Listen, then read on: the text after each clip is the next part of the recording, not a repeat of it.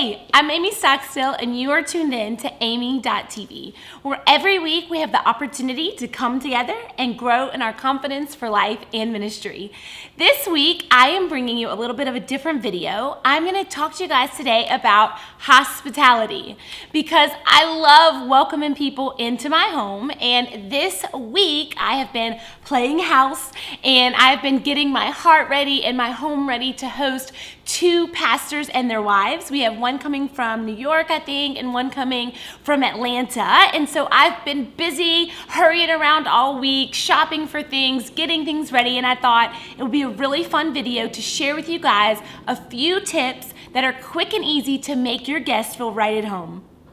The first tip that I have for you is to keep a little gift closet or maybe even a gift basket, hospitality basket around, because sometimes you don't really have that fair of a warning that people are coming over.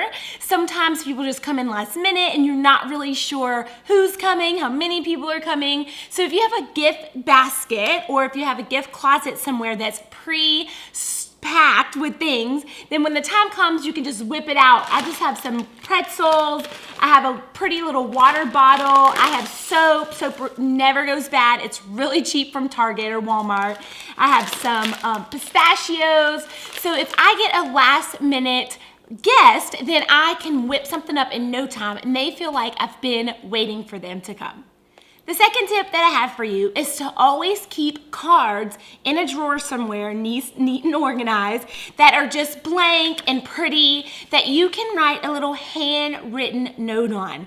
Because nothing says to your guests, I love you, I'm excited that you're here, more than the time that it takes for you to just write out a little note to them.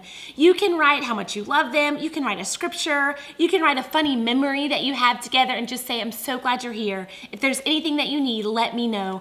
And a lot of my guests leave with their handwritten notes. I'll go to clean up afterwards and their notes are gone.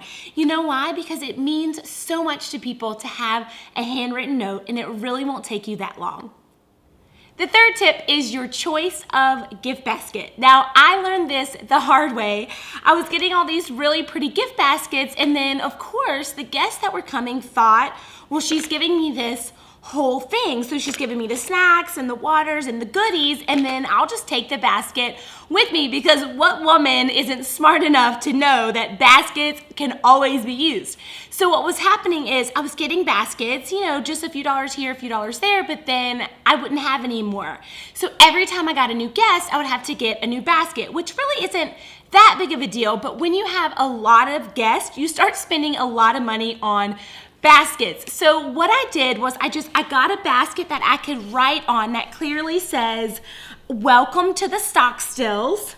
May God bless you and keep you. So I just put a blessing there, but I'm clearly marking, please don't take my basket. I need my basket. So when you put a basket together for your guest, which it doesn't have to be extravagant, this is just a few little snacks, some fruit, some granola bars, a little bit of popcorn, some pretzels, and some water.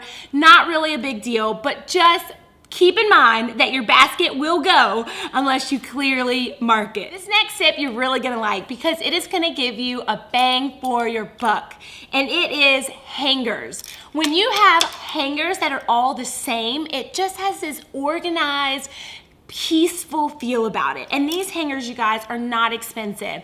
These are just felt. You can get them from Target, TJ Maxx, Home Good. They're, I think, 50 cents a piece. The wooden hangers I got actually today from Target. They were 6 for $5.99, so that's just $1 a piece.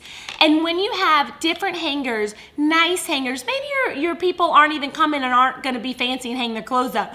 But I know everywhere we go, as soon as we get there, my husband hangs his clothes up. And even if they don't use them, it's just nice to open your closet and see beautiful hangers that match.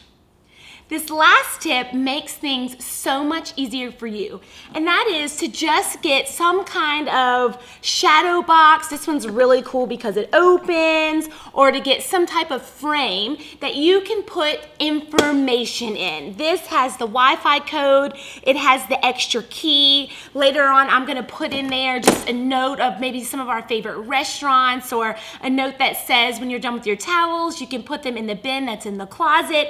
It just gives them kind of an out to not have to ask you 1,000 different questions. Those are my quick top 5 tips of how you can be the hostess with the mostest. And maybe some of you, even after watching that, are like, man, those things are just not really, they don't come natural to me. I don't have that gift. Those are for other people. Well, I just want to encourage you that you can make people feel so welcome in your home. It's not about even having the gift of hospitality. It's not about your budget. It's not about the size of your house. It doesn't matter if you live in an apartment or in the most beautiful palace in the world. Hospitality is really about making your guests feel welcomed. And if you feel completely overwhelmed by this video, then I would say to just start with a tiny little gift and a handwritten note. This is just a $3 box that I got from TJ Maxx, and it has a really pretty little bar of soap in it, and I could just put a little handwritten note in there that says, I love you, welcome to my home, let me know if you need anything. So being hospitable is just about putting effort and time into loving those that come into your home. Give it a try this week, and if you like this video, please share it and subscribe to Amy.tv, and come back next week for a brand new video of how to grow in your confidence for life and ministry. Another tip that you will get a lot of pack for your punch is pack for your punch. I don't think that's right. I think it's bang for your buck.